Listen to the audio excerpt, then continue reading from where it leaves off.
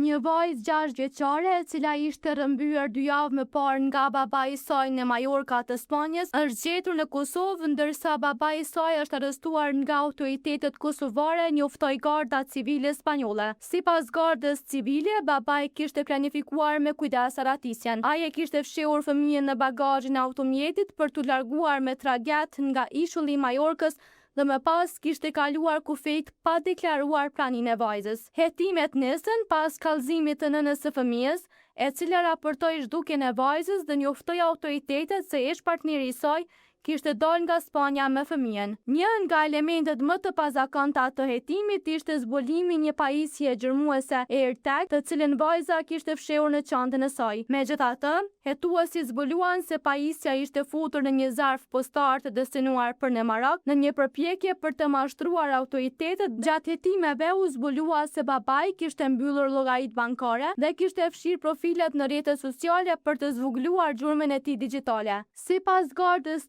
civile, i dyshuari kishte ndryshuar edhe pamjen fizike gjatë qëndrimit në Kosovë për të shmangur identifikimin. Me 24 qershor, autoritetet kosovare arrestuan të dyshuarin gjatë një operacioni policor dhe lokalizuan vajzën, e cila u gjatë në gjendje të mirë shëndetësore. Të premten, fëmija u kthye së bashku me nënën e saj në shtëpinë e tyre në Majorka.